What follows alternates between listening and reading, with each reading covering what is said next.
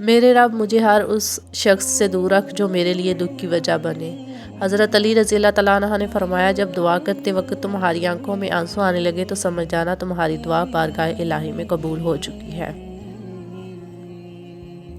دنیا میں اس سے بڑھ کر اور کوئی ایوارڈ نہیں ہو سکتا کہ لوگ آپ کی تربیت کی وجہ سے آپ کے والدین کی تعریف اور عزت کریں۔ بہادر تو عورت ہوتی ہے جو مرد پیدا کرتی ہے، ہاں مگر جھک جاتی ہے، کبھی محبت نبھانے کے لیے، کبھی رشتے بچانے کے لیے۔ حضرت علی رضی اللہ تعالیٰ عنہ نے فرمایا، ہمیشہ سچ بولو تاکہ تمہیں قسم کھانے کی ضرورت نہ پڑے۔ کیسے بھی حالات ہوں دعا مانگتے رہے، خیر مانگتے رہے، معجزہ ہونے میں دیر نہیں لگتی۔ حضرت علی رضی اللہ تعالیٰ عنہ نے فرمایا، مشکل وقت میں ہمیشہ دعا مانگا کرو، کیونکہ جہاں انسان کا حوصلہ ختم ہوتا ہے وہاں سے اللہ پاک کی رحمت شروع ہوتی ہے۔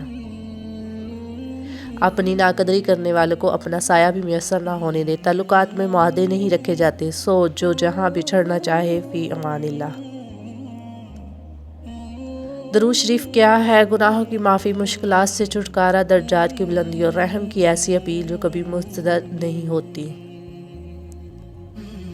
فاصلوں سے کوئی فرق نہیں پڑتا، کچھ لوگ دل کی دھڑکن کی طرح ہوتے ہیں جو ہمیشہ ساتھ رہتے ہیں۔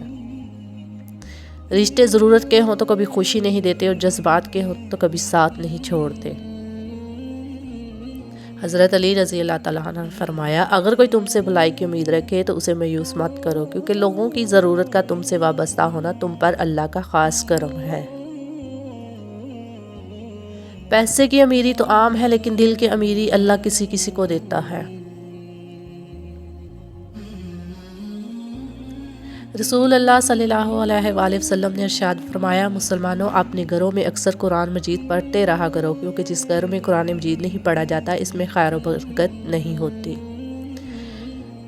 دوست کی مثال ایک کشتی کی طرح ہوتی ہے جو انسان کو ڈبو بھی سکتی ہے اور کنارے تک پہنچا بھی سکتی ہے۔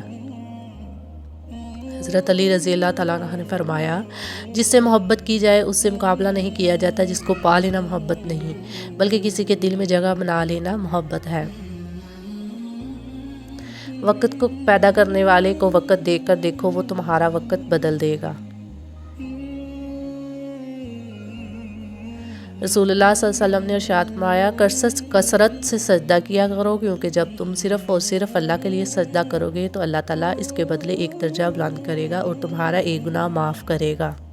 جب نصیب لکھنے والا ہمیں 70 ماؤں سے زیادہ پیار کرتا ہے تو ہمارے نصیب خراب کیسے ہو سکتے ہیں؟ جب کوئی دوست تمہیں اپنا راز بتائے تو یہ سمجھ لینا کہ وہ اپنی عزت تمہیں امانت دیتا ہے، اس میں کبھی بھی خیانت مت کرنا۔ زیتون کا تیل بطور سالن استعمال کرو، اس کو اپنے سر اور بدن میں لگاؤ، اس لیے کہ یہ مبارک درخت سے نکلتا ہے۔ منافقوں کی زندگی صرف اپنے مفاد کے گرد گھومتی ہے، وہ کسی کے ساتھ بھی حقیقی طور پر مخلص نہیں۔ دنیا میں سب سے مشکل کام اپنی اصلاح کرنا اور سب سے آسان کام دوسروں پر تنقید کرنا ہے۔ قدر کرنا سیکھ لو، نہ ہی زندگی بار بار آتی ہے اور نہ ہی لوگ۔ سورہ یوسف کا انتہائی پیارا سبق، زندگی میں اگر آپ کے انتہائی عزیز اور قریبی لوگ بھی آپ سے دغا کر جائیں، آپ کے خلاف ہو جائیں، تب بھی اگر آپ صرف صبر سے کام لیں اور اللہ پاک پر کامل بھروسہ رکھیں تو اللہ پاک آپ کو وہ مقام عطا کریں گا کہ زمانہ دیکھتا رہ جائے گا۔ دلوں میں رہنا سیکھے، گھروں میں تو سب ہی رہتے ہیں۔ بے شک کسی کی نرمی کو اس کی کمزوری نہ سمجھو، اگر وہ سر جھکا کر چلتا ہے تو صرف خدا کے خوف سے۔ نبی کریم صلی اللہ علیہ وسلم کا ارشاد ہے، اللہ تعالیٰ ہر معاملے میں نرمی کرنے کو پسند فرماتا ہے۔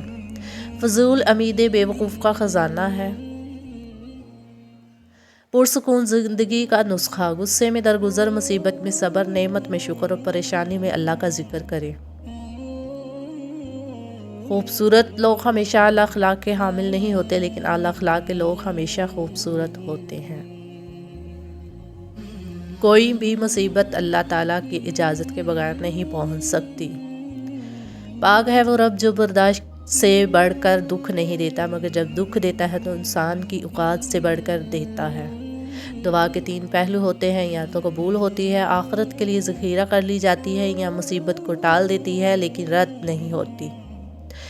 یا اللہ پاک ہم سب کی مشکلیں ختم کر دے اور زندگی میں آسانیوں والے راستے پیدا فرما، آمین۔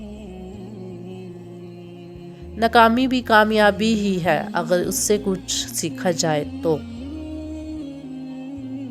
اگر عبادت نہیں کر سکتے تو گناہ بھی نہ کرو۔ جب گرمی چلی جاتی ہے تو لوگ سایہ درخت کو بھول جاتے ہیں۔ اگر دیر کا مطلب انکار ہوتا تو اللہ 40 سال بعد حضرت یعقوب علیہ السلام کو حضرت یوسف علیہ السلام سے نہ ملاتا۔ مسافتیں انسان کو نہیں تھکاتی، بلکہ یہ تو ہمارے ساتھ چلنے والوں کے رویے ہیں جو ہماری سانسیں تک پھیلا دیتے ہیں، جنہیں تم اللہ کے سوا پکارتے ہوئے ایک پکھی بھی پیدا نہیں کر سکتے۔ حسد کرنے والے کے لیے یہی سزا کافی ہے کہ جب تم خوش ہوتے ہو تو وہ اداس ہو جاتا ہے۔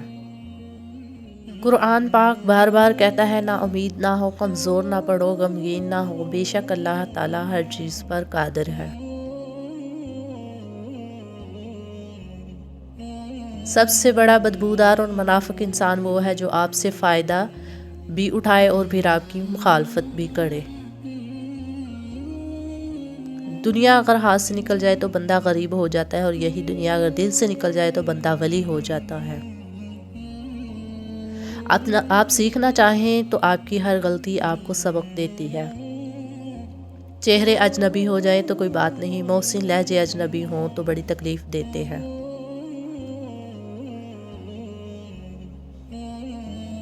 تین انسان 3 چیزوں سے محروم رہیں گے: غصے والا، صحیح فیصلے سے، جھوٹا عزت سے، اور جلد باز کامیابی سے۔